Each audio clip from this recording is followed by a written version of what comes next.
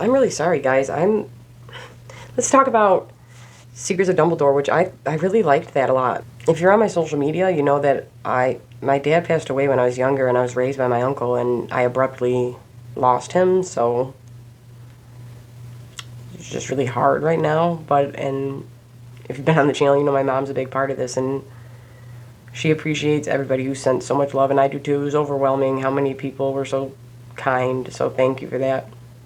Oh, when we got home from everything today, I was like, do you want to watch Secrets of Dumbledore? And she was like, yeah, sure, but she didn't make it all the way through it. But I genuinely, I've been saying this, I'm like, okay, you might be mad at J.K. Rowling, I don't think that she understood the medium of film very well when she first started this, but one thing she does know, unlike George R. R. Martin, she knows her world, she knows how to write a fucking character, dude, because, one, Jude Law fucking killed it as Dumbledore.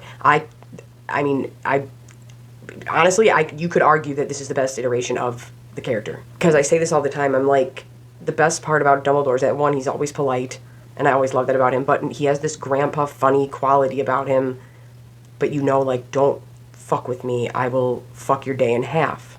I feel like both iterations in the Harry Potter series with Michael Gambon and Richard Harris, who passed away after Chamber of Secrets, are both really great as Dumbledore, but I feel like Richard Harris, who was in the first two, who's also in Gladiator, he's Marcus Aurelius, and a ton of other stuff, but I feel like there was something he knew about that character that he was doing. He did the funny grandpa thing, where it was like, haha, like he had that quirkiness about him that I feel like Michael Gambon didn't have as much. And I'm not hating on Michael Gambon's performance, because there are parts of that I really love a lot. But I feel like Jude Law is towing that line so well.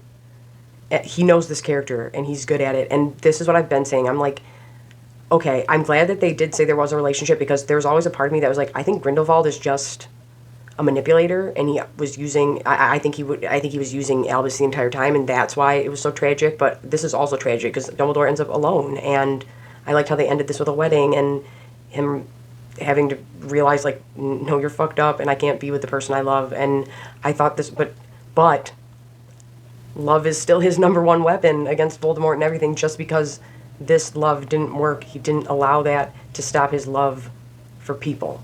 And Dumbledore's a great character, but he's also a very tragic character, but he's also that fun, quirky side, and Jude Law, he toes it so perfect. It's streaming on HBO Max, because I didn't want to go see it in theaters, because, do you want to know what? This guy was fine. But I thought personally that this was the first time I saw Johnny Depp with a spark back in his eye when he was doing a character, and I really liked his take on Grindelwald, and I really would have liked it in this, but I wasn't really feeling that guy. Nothing against him. I loved Lolly Hicks. She was great. She was funny. She was awesome. I loved seeing an American Witch. I loved her as a character. I thought she was fun and tough and cool. I really liked her a lot. Of course, Jacob Kowalski, like a boss. Queenie did they want her to look so drastically different? Because I didn't know what was going on there. I mean, she's a beautiful woman. I'm not saying that. I'm just like, what was going on there?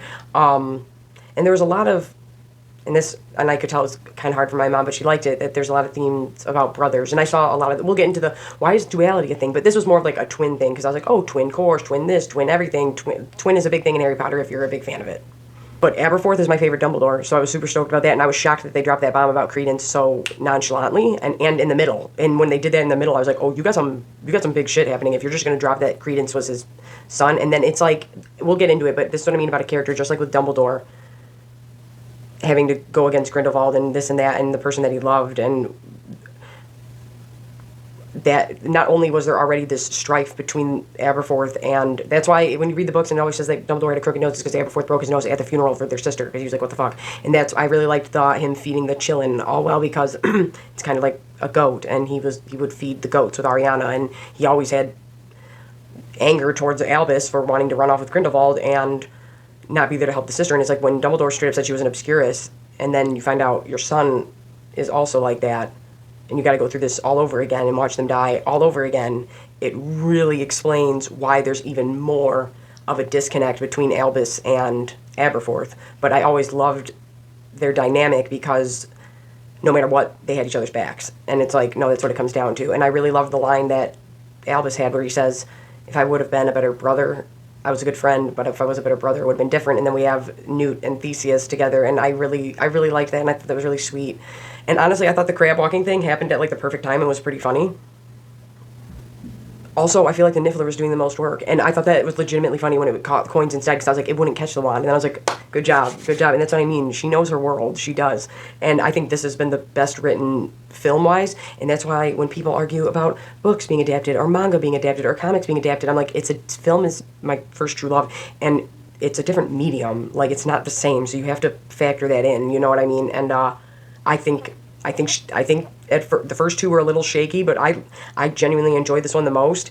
And one thing that my buddy Omari has not complained about, because like I said, this is one thing you do like about Albus Dumbledore. It's like, no, when you killed him, not only was he cursed and weak and just drank that potion, and you still had to send, 9 Death Eaters after him, just in case, to get rid of him, because he's that tough. Like, he's always just like, no, peace out. Like, you ain't a crook, son, you a shook one. Like, you ain't got shit on me, I'm Albus Dumbledore.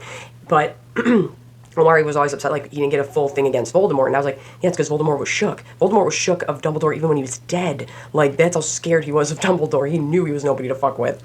So I really liked, we got to see Dumbledore not only, honestly, pulling some, like, Fred and George Weasley magic, like, quirky, funny shit, like, with the pastries and the suitcases, but his duel, and we're going to get more of that. And we're going to get into some other things that I just want to say, because people irritate me when they bring it up.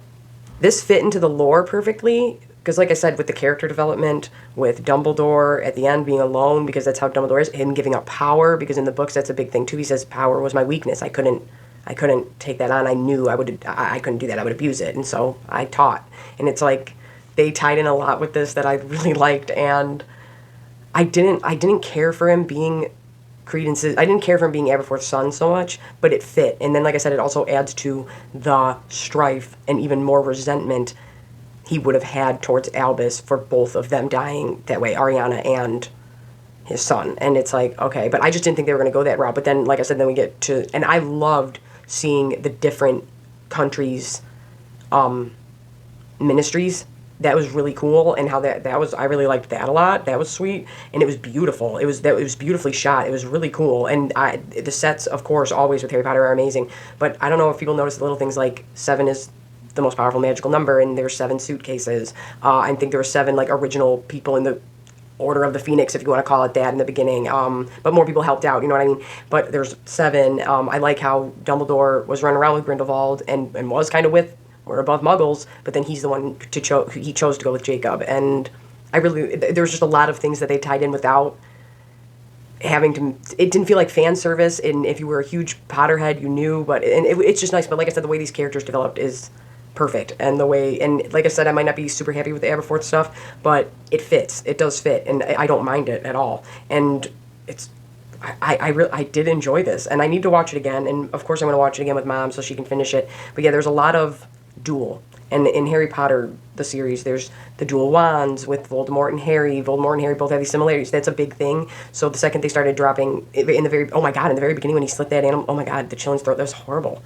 There's a lot of death in this. I will say that. They were like, no, we're not shying away from it. And that's where I'm going to get into this. Well, let me grab,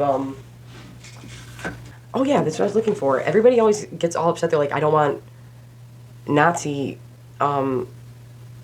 metaphors in my Harry Potter. And I'm like, I'm sorry, do you not know dates? Because it's been insinuated that was kind of a thing since literally Harry's on his first Hogwarts Express trip, and Ron reads him he reads the back of Dumbledore's Chocolate Frog card, which I have right here. Albus Dumbledore, 1881 to 1996, brilliant and often controversial headmaster of Hogwarts School of Witchcraft and Wizardry. Albus Dumbledore is most famous for his 1945, if you know your dates and you know history, you should know 1945 is a big year for wars. His 1945 defeat of Grindelwald and his steadfast championing of Harry Potter, the boy who lived. Dumbledore's self-proclaimed proudest achievement, however, was featuring on a famous wizard's chocolate frog card. Sorry, like I said, I'm not up to snuff lately, but yeah, it's literally said right there, and I always thought, even as a kid, I knew that. I was like, oh, so it's, okay, you guys were participating in World War II, so it made total sense for me for Grindelwald to be like Hitler. And I always really like in Crimes of Grindelwald, and so they show it throughout this series. In the first one, he throws the little lizard creature that helps him escape with the Thestrals. And oh, and there's the thing too, I thought these little deer creatures, what are they, chillins, were like almost like a dual version of, so we have all the brothers, the dual version, the dual version, the dual version, the dual version of Ariana and Credence, all this, whatever, and then we have the chillin, and that's so similar to the Thestral, and I was like, oh, how interesting. But yeah, anyway, I always thought that like it was going to go there, like not go there, but even when I first read, like I said, I knew, I was like, oh, this means they participated in World War II, right? And so when they started comparing Grindelwald to Hitler, I wasn't like surprised throughout the Harry Potter series. So when people started reviewing these, oh God, I just totally fucked up. But that's another thing. Well, that's the other thing. The first two weren't perfect. This one wasn't perfect, but I liked this one a lot more, and I really liked it. And like I said, Jude Law was killing it. But bring Johnny Depp back. You guys are idiots. But he's shown throughout, besides there being hints towards there being Holocaust-esque metaphor going on in this series since the very beginning of the books, on a chocolate rock card. And so why people say that, I don't understand.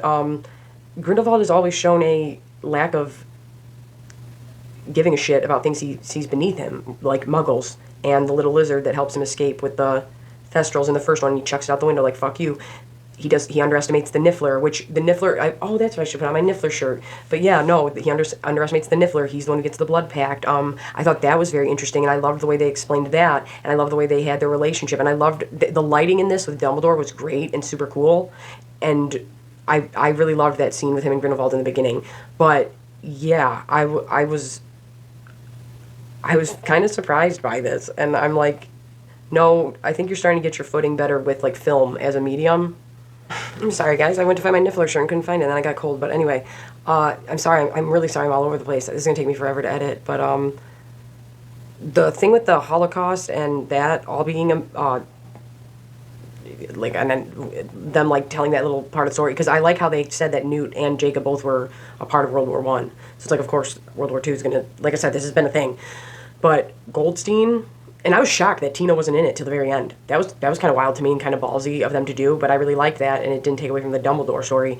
But Goldstein is a super Jewish name. Am I wrong? And so I'm like, is like the real actual war, because they've referenced that they were a part of that with World War One, going to affect Tina and Queenie, because they may be of Jewish descent, but I'm like, I don't know, tell me if I'm wrong, but I'm like, no, that could be a factor here too. But all in all, I really like this. I know I'm leaving things out, so like I said, I'm going to definitely rewatch it, because the same thing happened with Grindelwald, where I was like, I like this, but I still stand by that after rewatching it a few times. I'm like, no, I like this, but this one, oh, that's what I was going to say. They really show how strong Dumbledore is, and if you've read the books, and I know I keep saying that over and over again, I'm sorry, you know, like how, like, Queenie has a born ability, kind of like Tonks, changing her appearance. She can just read minds, but that doesn't come to wizards easily, and that's like why throughout the books when Harry's like, I can feel Dumbledore's piercing blue eyes, it's like, no, it's because he's reading minds all the time, and because he's just that strong, he can do that. Like, he's strong as shit to be able to do that. So they did a really good job of showing, like, you ain't shit compared to me until he gets to Grindelwald. But like I said, I love that they had it end with the wedding, but he's alone, but he still cherishes love, because if you know Harry Potter, you know that's what wins in the end. But I'm happy with Motor City Nerds, and tell me if you liked this movie. I liked this movie. It's streaming on HBO. I wish Johnny Depp would come back. I know I'm missing out a lot, but I thought this was beautiful. I thought it looked beautiful. I love the characters they introduced. Lots of sevens, lots of dual twin things going on here, or brothers, and I like that. Yeah, subscribe, comment. I think I'm gonna live stream Final Fantasy X for a bit. Like I said, this is really hard on me and my family right now. Like, I can't even like go into work. I got to go on a stress leave, and it's just hard, and I just miss them. And thank you to everybody who's been really supportive, for real. But yeah, tell me if you liked this, and if you're really into the books and stuff. I think I'm gonna reread them again for the millionth time, because they're nice, and they make me feel better. But yeah, you got to remember too that Grindelwald has the Elder Wand, and to beat him with the Elder Wand, that's a bad motherfucker, dude. That's a bad motherfucker. Yeah, subscribe, comment, share, really helps me out a lot. I mean, I've been Motor City Nerds.